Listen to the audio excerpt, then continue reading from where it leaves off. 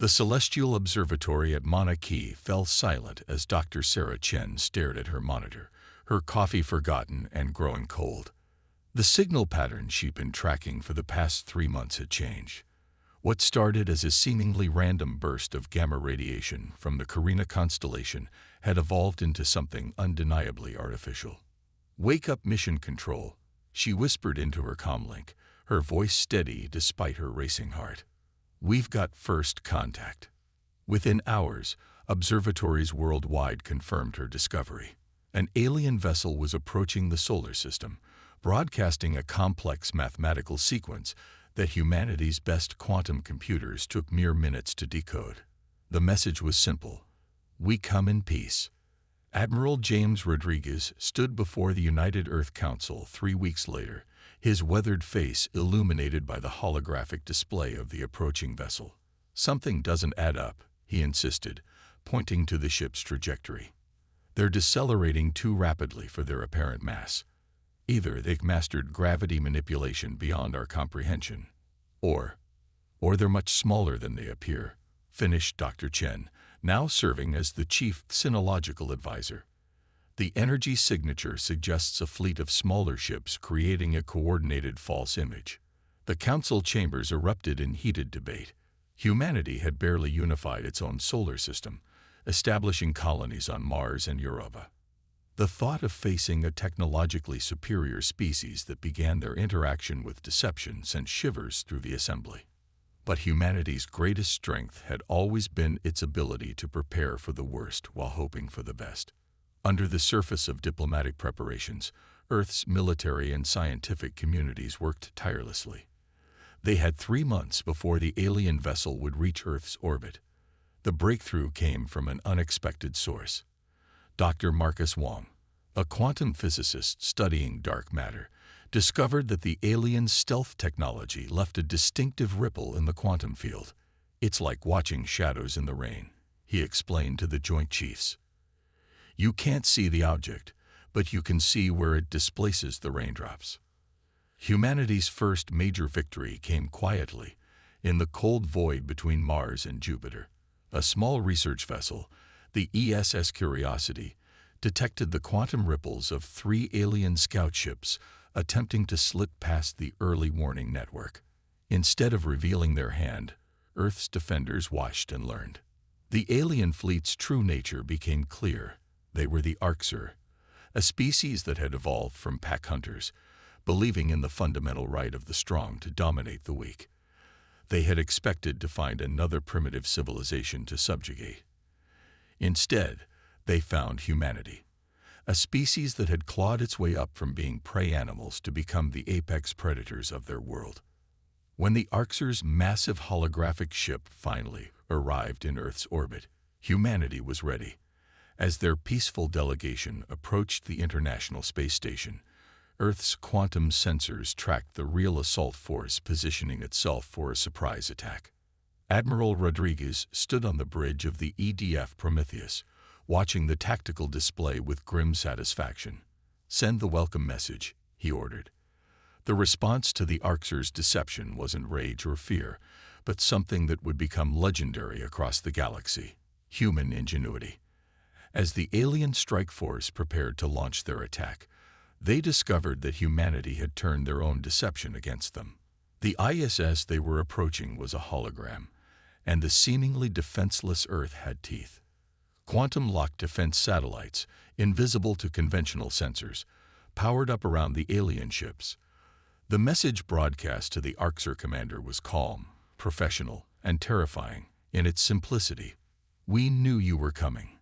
Shall we discuss peace for real this time?" The Orcs' reaction would set the stage for humanity's emergence onto the galactic scene. They had expected to find prey and instead discovered that humanity had turned their own hunting grounds into a trap. It was the first lesson many alien species would learn. Underestimating humans was a deadly mistake. The Orcs' response to humanity's trap was swift and brutal, but not in the way anyone expected. Instead of retreating or launching an all-out assault, they simply vanished.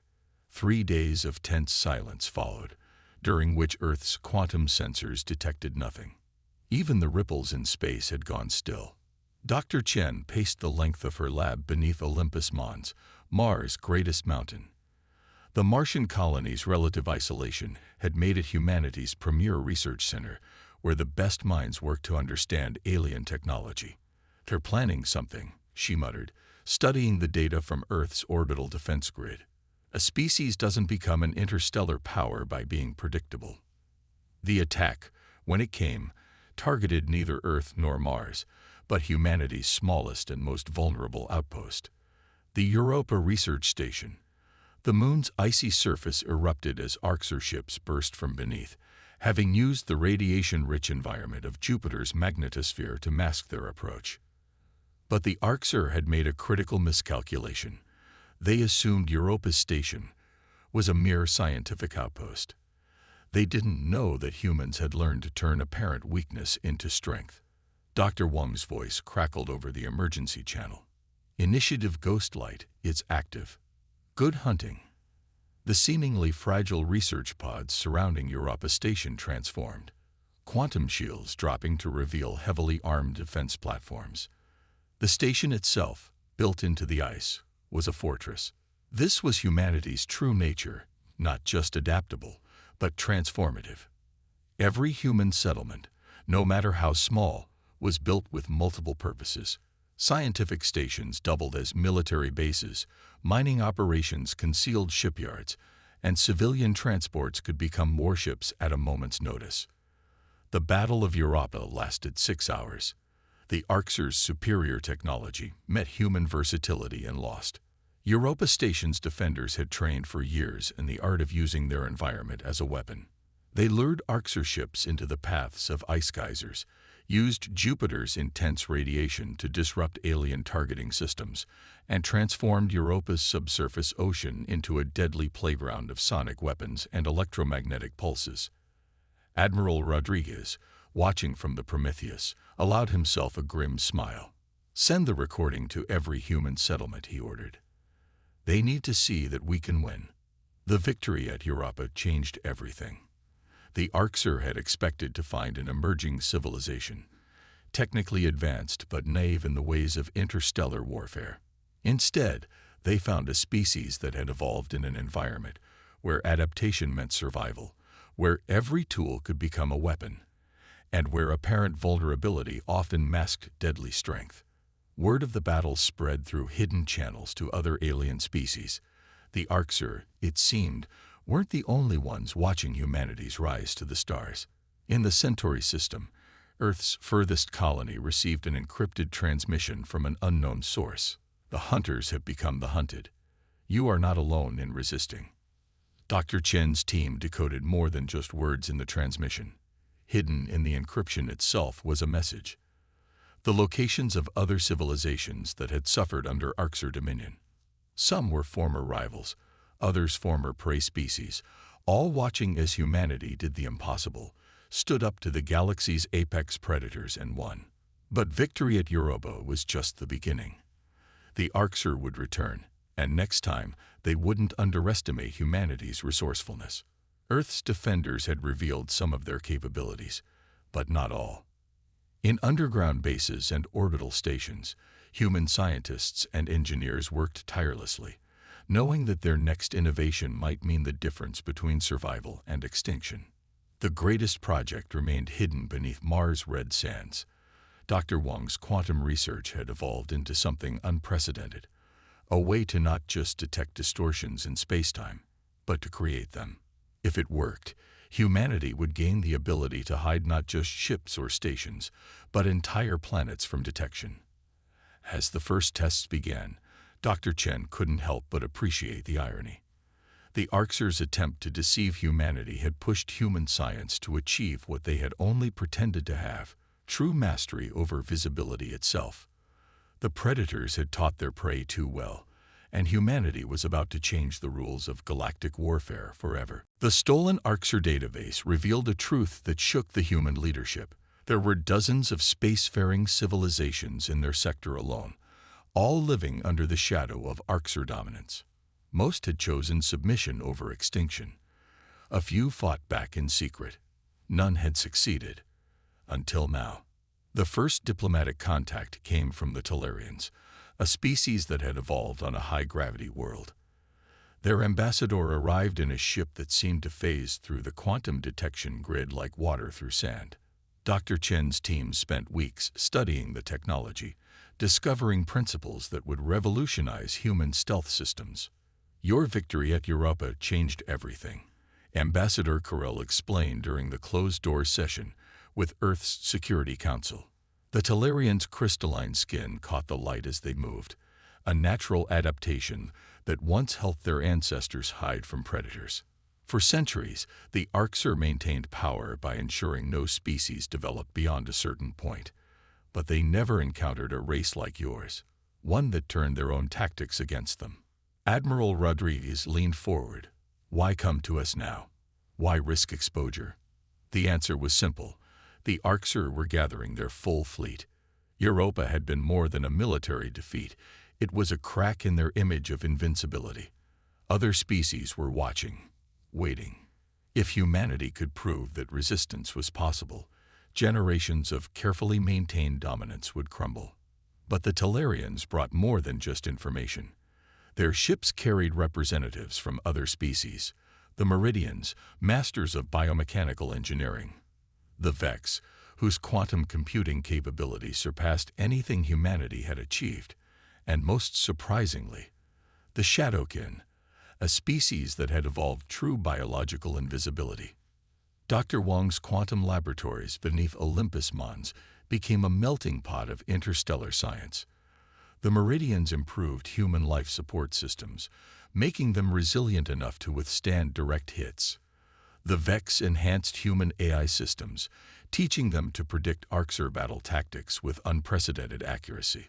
The Shadowkin's natural stealth abilities provided the key to perfecting planetary-scale quantum shields. But humanity's greatest contribution wasn't technological. It was tactical. You think differently, Carell observed, watching human commanders run battle simulations. Where we see obstacles, you see opportunities. Where we seek to defend, you look for ways to attack. You've turned survival itself into an art form. The truth was, humanity's greatest weapon had always been its diversity of thought. Every human culture, every historical period had contributed something to their survival toolkit. Ancient guerrilla warfare tactics were adapted for space combat. Earth's old submarine warfare doctrines found new life in asteroid field engagements. Even sports strategies were repurposed for fleet movements. The alliance grew stronger each day, but time was running out. Quantum sensors detected massive energy signatures at the edge of charted space. The Orcs were assembling their armada. Traditional estimates gave Earth's coalition 3 months to prepare. Dr. Chen's team thought they had less. In a secure chamber beneath the United Earth Council building, Admiral Rodriguez met with representatives from every human settlement and their alien allies. The holographic display showed their combined forces, a fraction of what the Orcs could field, but each ship represented something the enemy couldn't match, innovation born of desperate survival. They expect us to hide, Rodriguez addressed the assembly, to fortify our worlds and wait for their assault. That's what prey species do. He paused, allowing a grim smile. Let's show them why humanity was never prey. The plan they developed would have been impossible just months ago. It required technologies that hadn't existed, alliances that hadn't formed, and a level of coordination that spanned multiple species and star systems. But its core principle was purely human. When faced with overwhelming force, change the rules of engagement. As the coalition fleet assembled in the shadow of Jupiter, Dr. Chen made the final adjustments to the quantum shield network. Soon, they would execute the most ambitious military operation in human history. The Orcs thought they were hunting scattered resistance. Instead, they were about to face something unprecedented. A united front of species that had learned humanity's most important lesson. The best defense is a carefully planned defense. The combined fleet waited in Jupiter's shadow, each ship equipped with quantum shields derived from both human ingenuity and alien wisdom. Admiral Rodriguez stood on the Prometheus's bridge, watching as Dr. Chen's team activated the final phase of Project Ghost, a breakthrough that would change the nature of space warfare forever. "Ghost Protocol active," Dr. Chen announced, her voice steady despite the enormity of what they were attempting. "All ships are quantum-locked and synchronized. The VEX algorithms confirm, to any outside observer, Jupiter's orbit appears empty."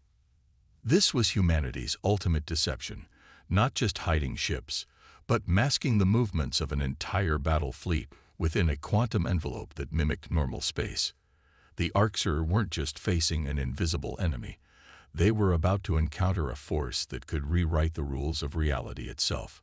The first wave of Orcs ships arrived exactly where predicted, their massive fleet emerging from hyperspace near Saturn's rings. Their numbers were staggering. Thousands of warships arranged in hunting formations that had terrorized countless civilizations. But this time, their prey was ready. "They're deploying their standard search pattern," Corell observed from the Tellurian command ship, "just as they did when they subjugated my people." Rodriguez nodded. "Then let's show them something new. Execute Phase 1. The Coalition fleet moved like ghosts through space, completely invisible to Orcs sensors. Dr. Wang's quantum mathematics had proved correct.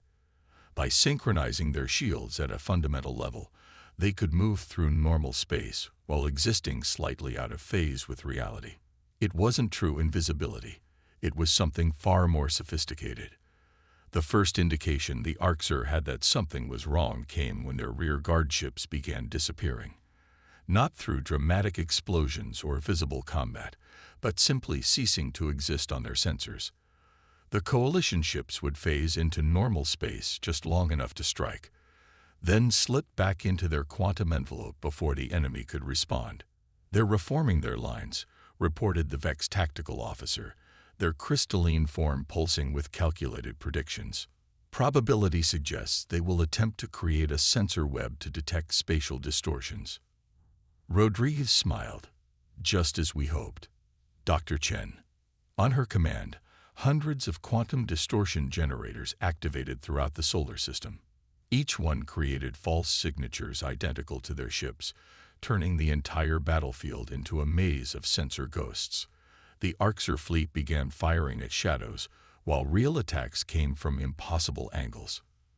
The Meridian biomechanical ships proved their worth, absorbing hits that would have destroyed conventional vessels. The Shadowkin's natural stealth abilities, combined with human quantum technology, allowed them to coordinate attacks that seemed to come from nowhere. But it was the human battle doctrine that truly threw the Orcs into chaos.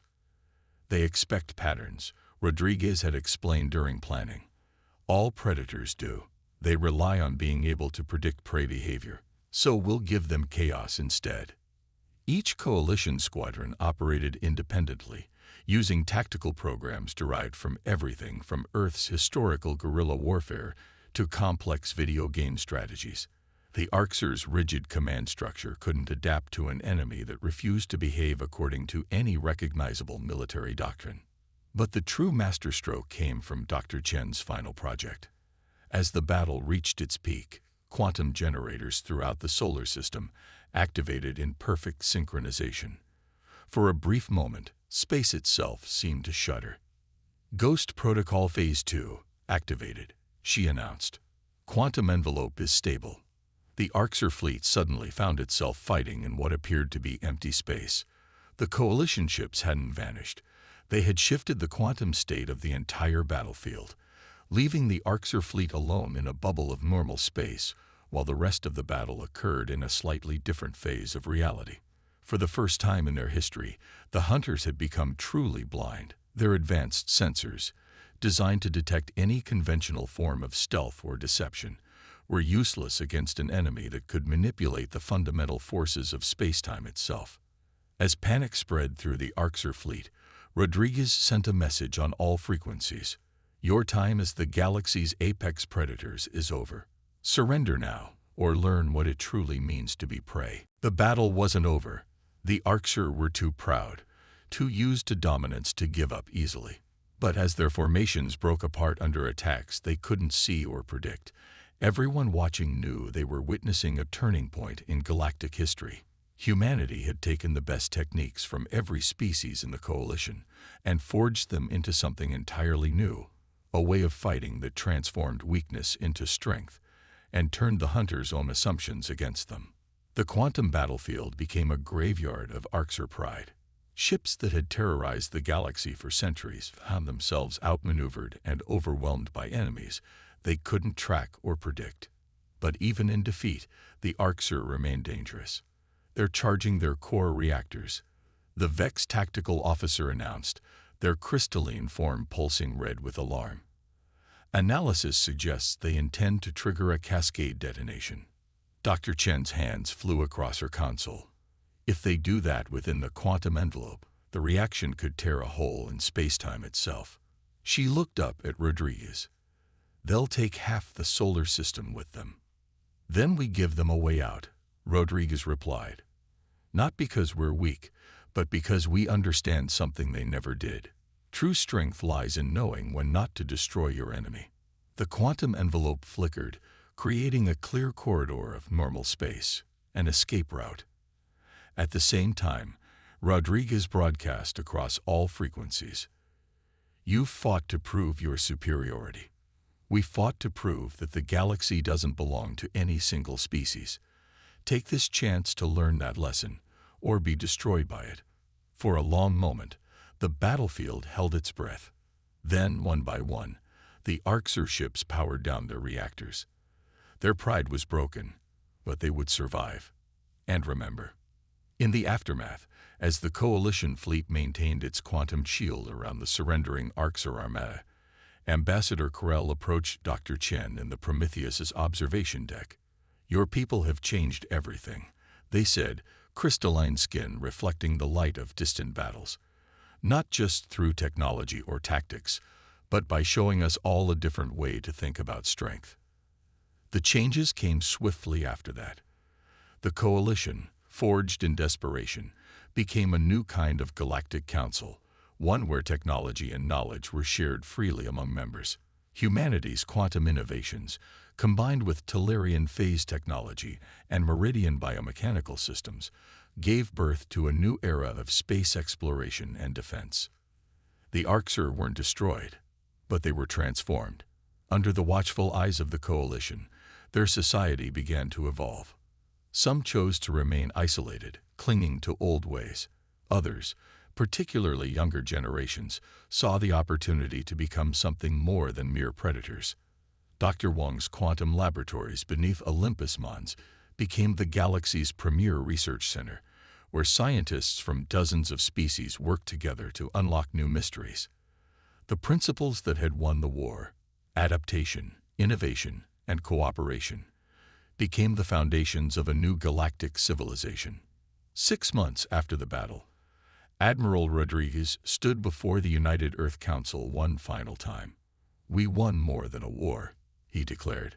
We proved that the strongest force in the universe isn't technology, or numbers, or even raw power. It's the ability to change, to adapt, and to see strength in others where they only see weakness in themselves. Dr. Chen, sitting in the audience, thought about how far they'd come. Humanity had entered the galactic stage as a potential victim and emerged as something entirely different. Not conquerors or destroyers, but innovators and unifiers. They had taken the best aspects of every species they encountered and forged them into something greater than the sum of its parts. In the deepest reaches of space, where the quantum envelope had torn reality during the battle, something new was forming. Scientists called it the Ghost Nebula, a region where normal space and quantum space overlapped, creating phenomena that defied conventional physics. It stood as a permanent reminder of what happened when desperation and innovation combined to change the very nature of reality. The ghost of humanity had risen not to haunt the galaxy, but to transform it. As ships of the Coalition patrolled the newly peaceful spaceways, their quantum shields shimmering with combined human and alien technology, they carried with them a simple truth. The universe belonged not to the strongest or the most aggressive, but to those who could adapt, innovate, and grow beyond their original nature. And in the darkness between the stars, countless young civilizations looked up at their skies with new hope, knowing that the age of predators was over. The future belonged to those who could learn humanity's greatest lesson, that true strength lies not in domination, but in the power to change.